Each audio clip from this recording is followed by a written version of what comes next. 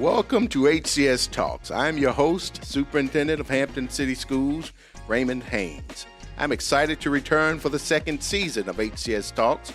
Our goal is to educate, inform, and entertain not just our local community, but also listeners far and wide. In each episode, we dive into a variety of topics, from education and student success to the hard work of our teachers, support staff, parents, and community partners. We will also shine a spotlight on different programs, initiatives, and more, offering valuable insights to everyone. To our loyal listeners, thank you for your continued support. And if this is your first time tuning in, welcome, and we hope you will stick around and keep listening to HCS Talks.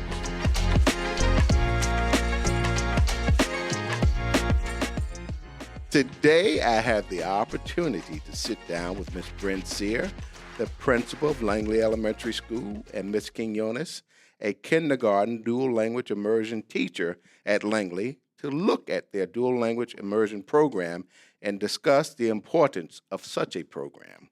Welcome, Ms. Cere and Ms. Quinones. Thank you both for joining us today on HCS Talks.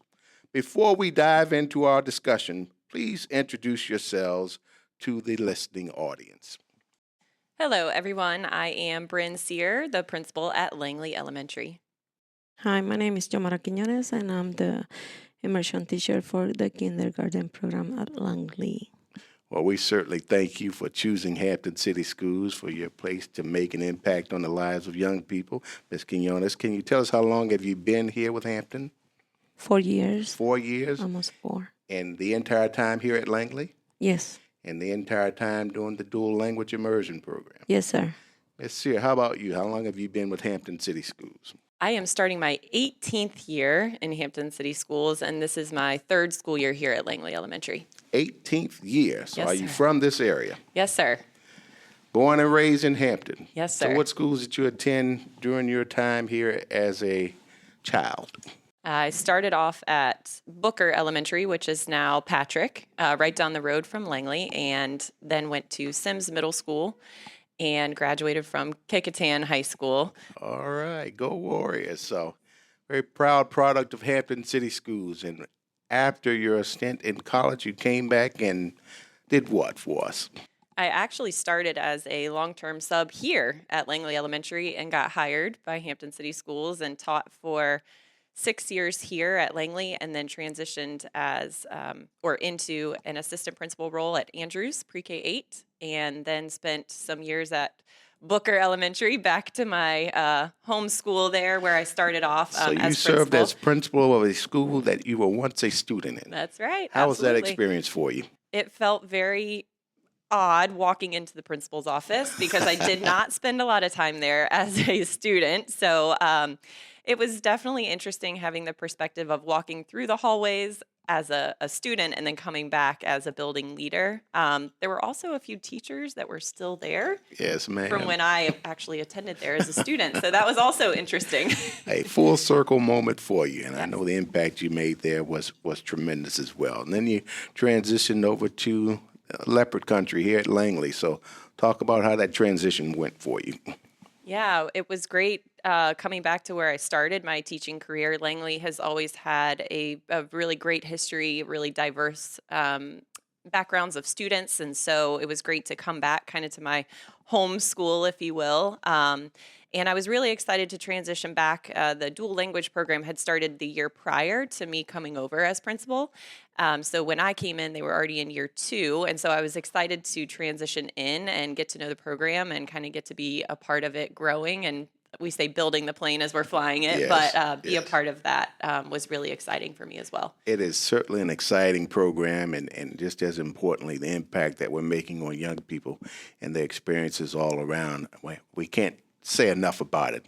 Have full support from the board and administration all around. So we're looking forward to the continued positive outcome measures that take place as a result. So, Ms. Quinones, tell us a little bit about yourself. I know you said you've been here at Langley for 4 years.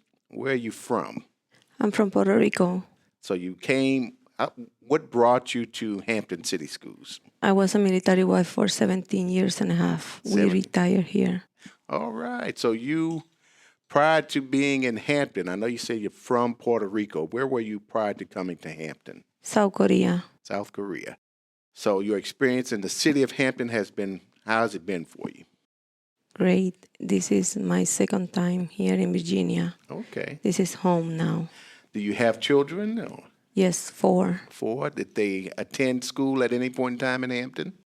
Yes, here in Langley. Or do you have them here now? The last one, Last one, what grade? 5th grade. 5th grade. So getting ready to embark upon those middle school years.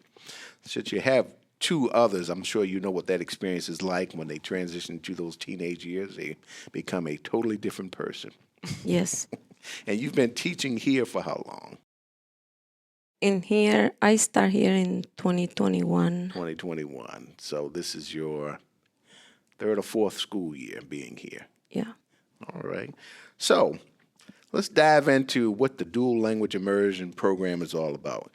Can you explain what Dual Language Immersion is and how it works in a classroom? And the 2 of you can sort of kind of bounce off of one another. Sure. So, dual language program is really a teaching model, and it allows our students to learn academic content in 2 languages. Here, that is English and Spanish.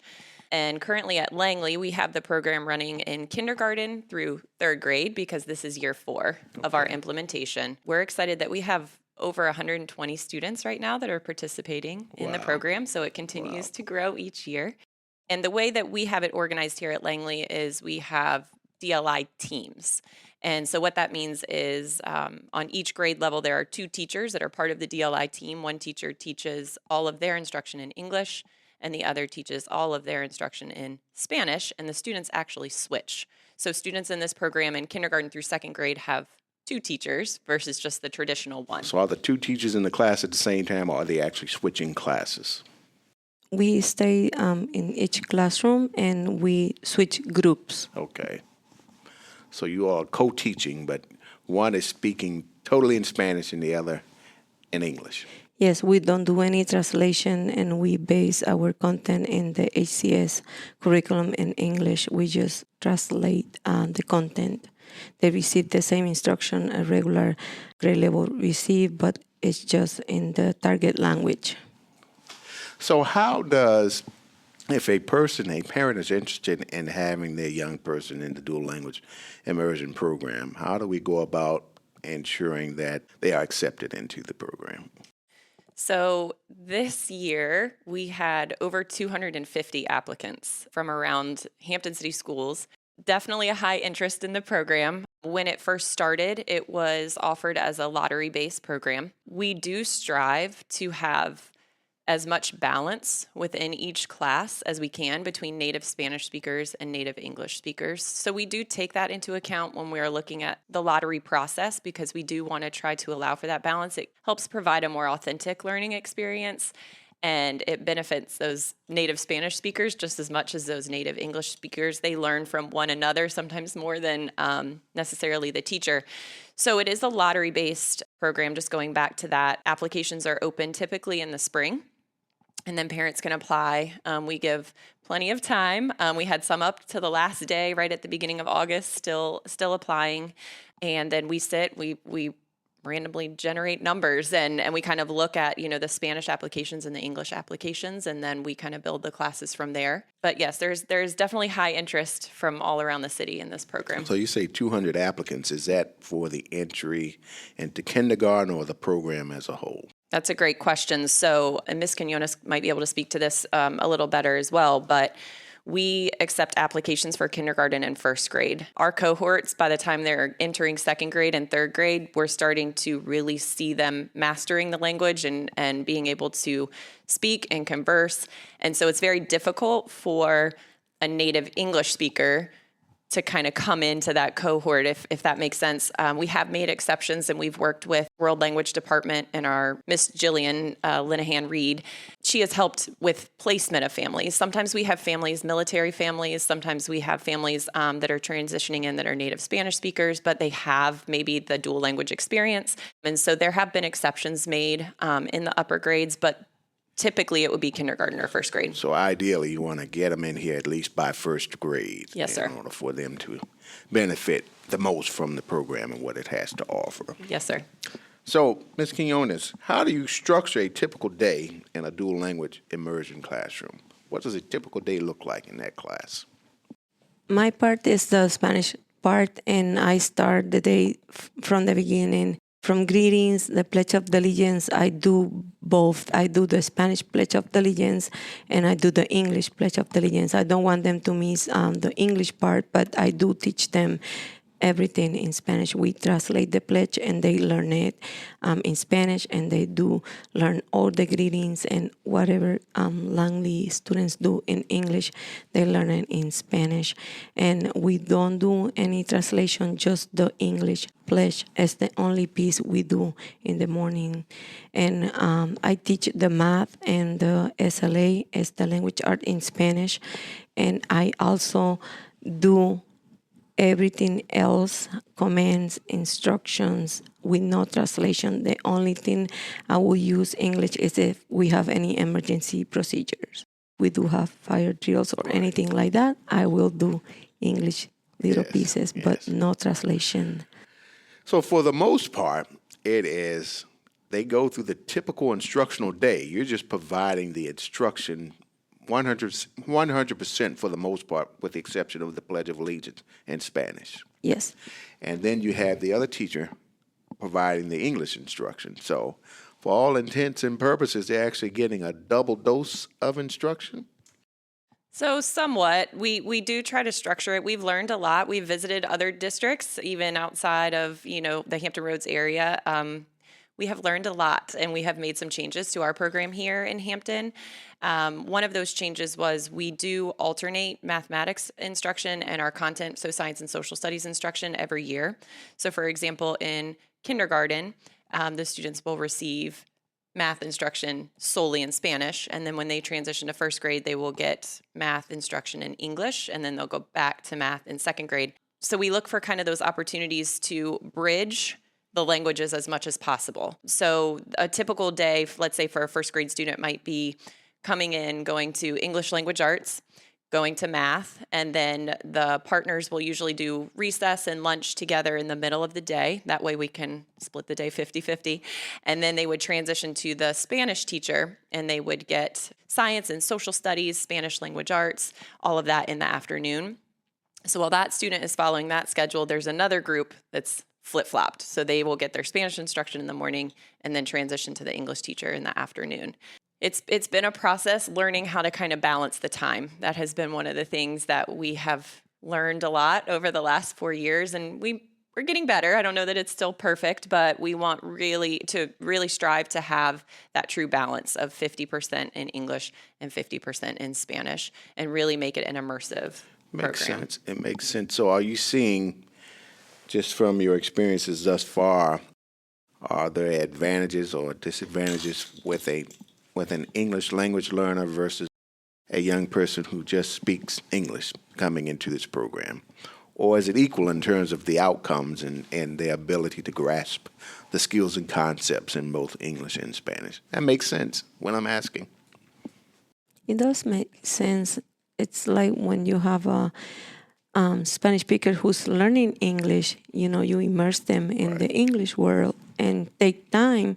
But after 12 weeks, you start seeing them picking up those words, and they, get in this survival mode, and they start, blooming, and they use their skills.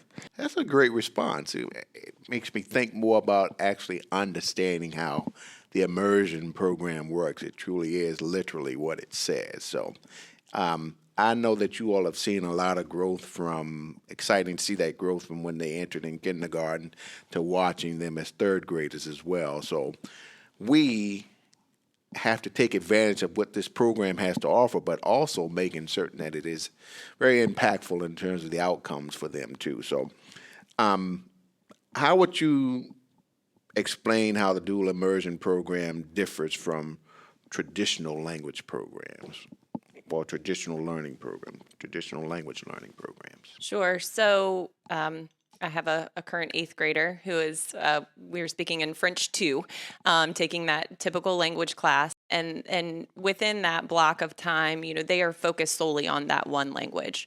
And so I think the amazing opportunity that we have here is that we really strive for that balance. And we're trying to develop bilingual citizens, right? And so while in a traditional language, it might just solely focus on that one language, here we are truly providing that balance. And as Ms. Quinones said, I think beautifully, those students are truly being immersed in that other language. And so it does take time to see maybe the fruits of your labor sometimes, but going back to what we were speaking to earlier, trying to have a better balance of native Spanish speakers and native English speakers, they learn so much from one another. And so you're creating that opportunity with students learning from peers versus just relying on the instructional source, which in a traditional language class, often you're just listening to your teacher and trying to pick up what you can. I would also say one other difference here is with young learners,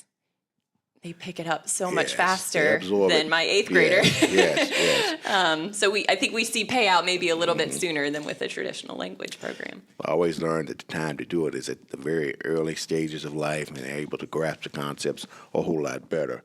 So how do you balance teaching language skills with the regular academic content? So we spoke about, timing has been a challenge. One thing that we really wanted to protect and emphasize was the importance of that Spanish language arts time. In order to do that, we have been fortunate to have support from downtown to be a little creative with our instructional allotments, but we are continuing to work on really, again, making those bridges between Hampton City Schools curriculum and our Spanish language arts curriculum. We just purchased Haggerty, but for Spanish.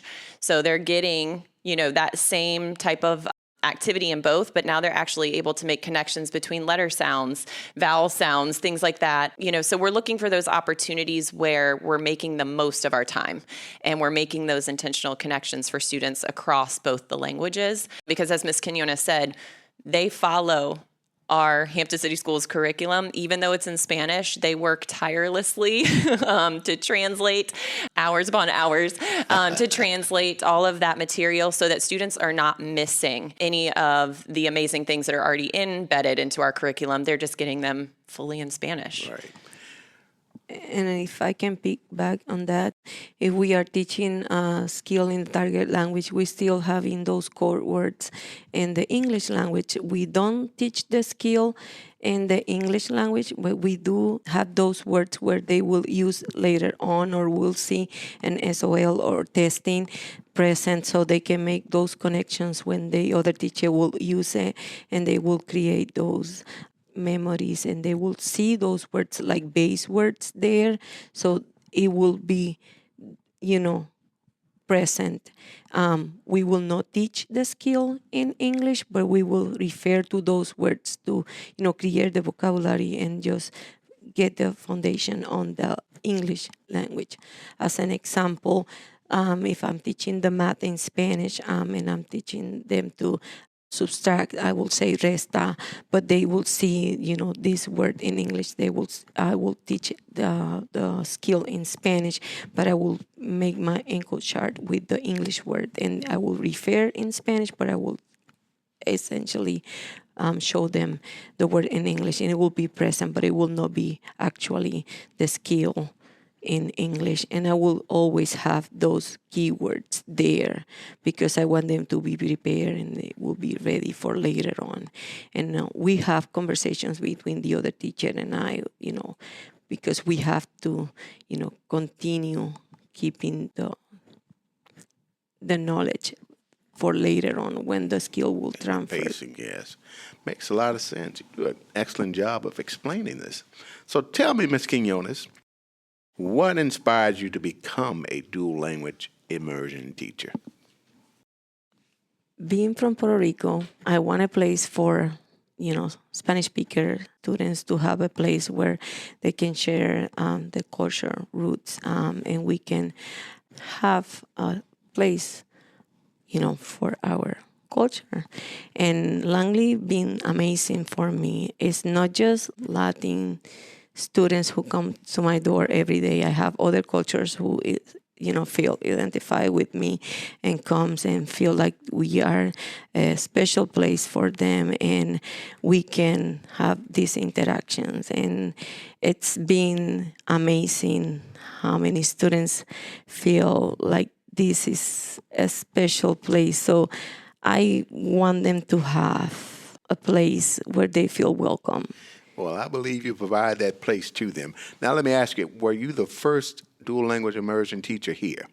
Yes, I was the teacher who piloted the program 4 years ago. So you sort of are the leader of the group in terms of you all meeting, I guess, and sharing best practices and information around what we can further do to enhance the learning environment for the teachers and staff as a whole, I would imagine.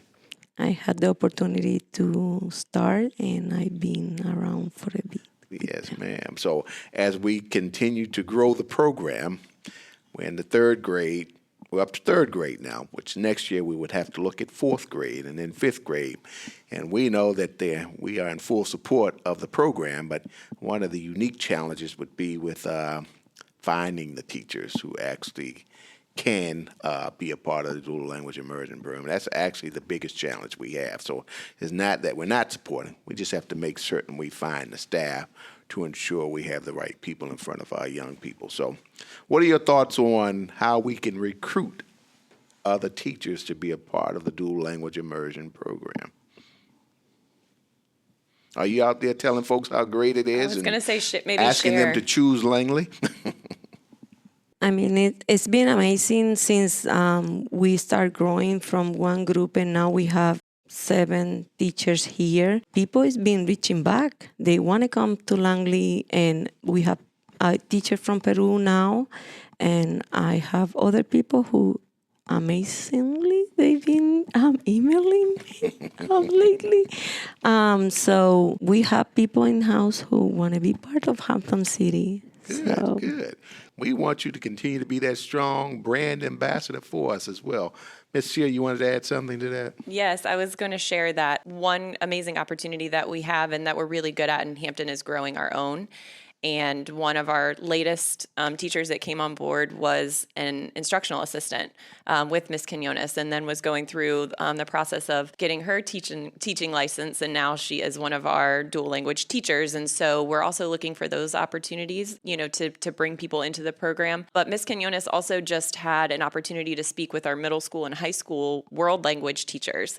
And nice. I think one of the great, and this is such a great platform and opportunity for us, because just getting the program out there and informing people of what it is. And she did an amazing job. And I think from there, a lot of the middle school and the high school teachers are reaching out and saying, this sounds so amazing. How can we be a part of it? How can we support it? So I think there's so many opportunities to work outside of the walls of Langley and bring some folks in to support the program as well. So nice. So, we want to continue to promote what the program has to offer and the benefit it has, most importantly, to our young people. So can we talk about some of those benefits that you all have observed in students participating in the program? So I'll speak to one of the things coming in on year 2, getting to know the families and the students that have been involved in the program. It truly is a community. And so, we've had one group that's been together for 4 years. And so the relationships they've built with the staff, they still all come visit Ms. Quinones every morning.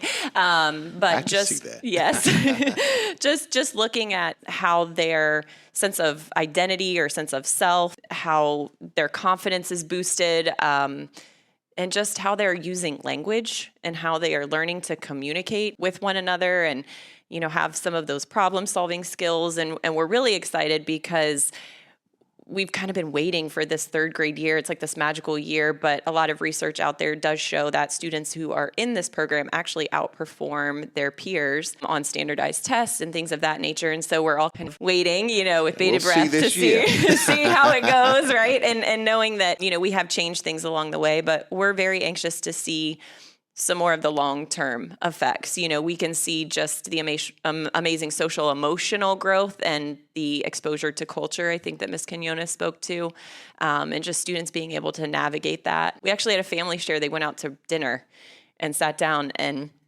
their student ordered from the waiter in Spanish, and how that, how that experience was for the family, because they were just so excited to have their student being able to navigate, that experience in a different language. And so they came back and shared that with us, and you could just tell the parents were so proud and so excited. Right.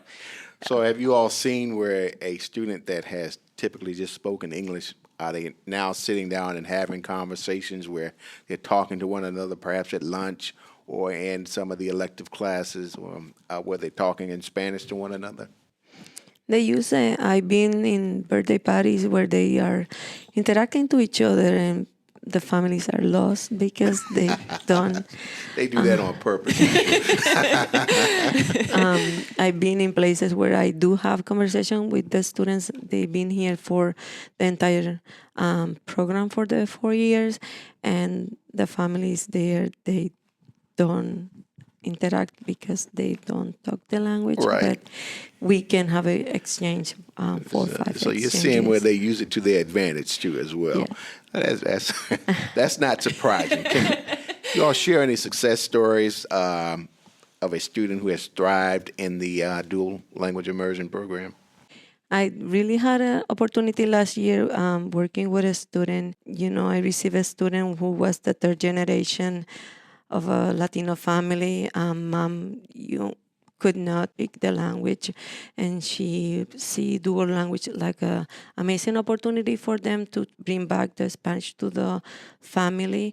And the student ended up picking up the Spanish and able to talk to the grandmother. She was like really delighted at the end because he was able to talk to the family member, something she could not do after, lost connection with her culture, moving here for... So being able to interpret. Yeah, and she says she cannot do what he does.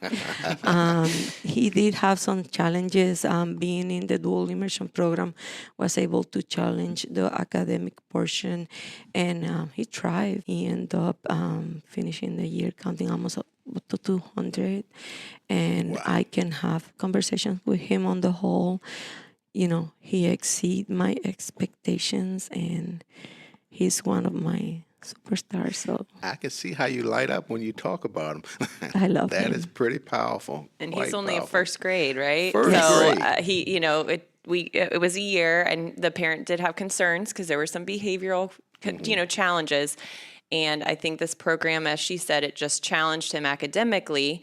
And so with that challenge, he was able to overcome some of what may be, a typical behavior. And he did thrive. I mean, by the end of the year, and now he's in first grade.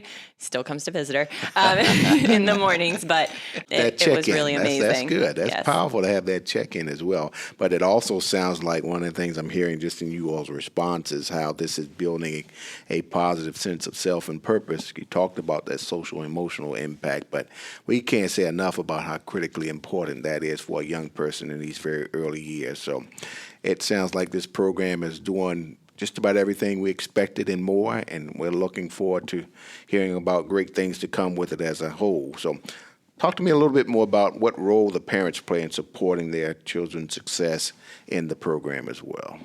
So we do ask, that parents partner with us and think of it as a partnership. We understand that some of our parents speak only Spanish and some speak only English. And so just encouraging them, kind of the stories that we shared, to try to use both languages at home and just kind of explore that. Encourage parents to maybe learn a few words or phrases, along the way too. Just really supporting, I think, because this is a challenge. When you come in and you're fully immersed in a language that you don't know, it's hard. Right. And so I think, having that parent support and just, telling the kids, we got this, we can do this, and, partnering with us. And just keeping in communication. We have a great staff. So, just communicating with parents. This is what's going on. This is what we're working on. Here's how you can help. So are there other things parents could do at home? For example, if they don't speak Spanish, I guess there are some Spanish-speaking programs on television or on the computer? Are you all encouraging them to participate in that at home, or what other thoughts or advice are you giving for parents? Sometimes I share with them links or videos they can use. They want to practice with the kids. Many people download apps to try to keep it up and learn words to talk to the kids. And always a resource for the families who don't talk English, and try to, reach back and help them with whatever they need. And we do have the other piece who can help them if they only speak English. Makes sense. Is there a particular app that's more popular than others in terms of helping? Yes, people like to use Duolingo. Duolingo? Yeah. Ms. Cere is pointing to herself. I have to familiarize myself with it as well. So what advice would you give to parents considering enrolling their child or children into the Dual Language Immersion program? I would say they should take the risk, because people think it's hard, but little people is like sponges. If you give them the opportunity to unwrap, they will take the challenge. They will not be afraid. It may be hard at the beginning for the first few weeks, but we got this. I've been teaching almost 20 years, and I see them thriving. I like that mentality, Ms. Quinones. You said we got this. So it is key, I think. One of the key things you mentioned is doing it at a very early age. They're able to absorb it a whole lot more than we as adults realize. I think we have more anxieties and worry about it more so than the young person just getting in and diving in head first. Any other advice you all would give to parents to sort of further promote the good and great things that are going on with the Dual Language Immersion program here in Leopard Country? The only thing I could think of, there are programs all around the country. There are some within Hampton Roads area as well. So, do your research, but don't be afraid to ask questions. Obviously, you can listen to Ms. Quinones and hear the passion in which she speaks about this program. And so I think just, ask questions and know that we're here to support, and we'll help them through anything that they have. So yeah, do your research and don't be afraid, right? Jump in. Yes. Any final words you want to give to the listening audience before we close out? Something that I will not understand. I don't have the app yet. Creo que sí, porque en las familias que hablan español, los niños también pueden aprender inglés aquí, y vamos a mantener la cultura viva. Pueden aprender a escribir inglés, español, y pueden mantener los dos idiomas a la misma vez. Así que tomen la oportunidad, vengan, visítenos, hagan las preguntas. Estoy aquí, puedo ayudarlos en lo que necesiten. No tengan miedo, y si necesitan mi ayuda, llamen y pregunten por mí. Gracias. I understood that one. Our Spanish-speaking listeners out there, I'm sure someone at some point in time will tell me what Ms. Quinones said.